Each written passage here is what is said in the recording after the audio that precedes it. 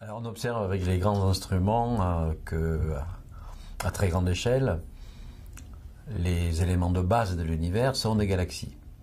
Les galaxies, je rappelle, ce sont des vastes regroupements de plusieurs centaines de milliards d'étoiles. Un exemple qui est la nôtre galaxie qui s'appelle la Voie lactée. On estime actuellement d'ailleurs que l'univers, que nous appelons l'univers observable, doit contenir environ 100 milliards de galaxies. Alors, question importante, comment sont-elles distribuées et comment se sont-elles formées?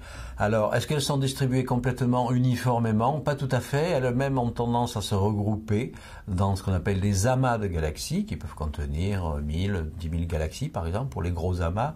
Les amas eux-mêmes se regroupent dans ce qu'on appelle des super amas de galaxies, encore plus de gigantesques structures. Et après, évidemment, on peut se demander, est-ce qu'il y a une hiérarchie comme ça qui se poursuit? Ben non. À l'échelle des super amas, on ne trouve plus que des super amas qui, eux, sont enfin répartis à peu près uniformément dans l'univers. Voilà. Bon, ça, en fait, c'est une question assez importante parce que ça nous permet après de pouvoir résoudre correctement les équations de la cosmologie relativiste pour trouver justement les solutions de Big Bang viennent de cette observation que les superamas sont répartis uniformément dans l'univers. Alors maintenant, comment s'est formé tout cela?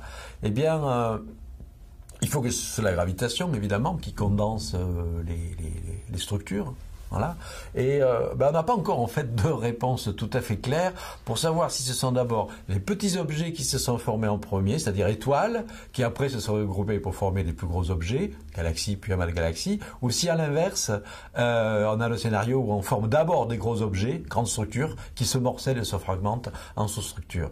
Alors, ce que l'on sait, c'est que ça s'est passé quand même assez tôt dans l'histoire de l'univers, c'est-à-dire au cours à peu près du premier milliard d'années. Alors on peut être assez surpris que ce soit formé aussi vite parce que on sait que avant 400 000 ans, il n'y avait aucune de ces structures. Il y avait une sorte de soupe extrêmement lisse et homogène de particules élémentaires et de lumière piégées dans cette soupe-là. Et puis, au bout de 400 000 ans, la lumière a commencé à se libérer de la matière et le fameux rayonnement fossile dont on parle souvent nous montre cette carte, justement, de cet univers au moment où il forme ses premiers grumeaux.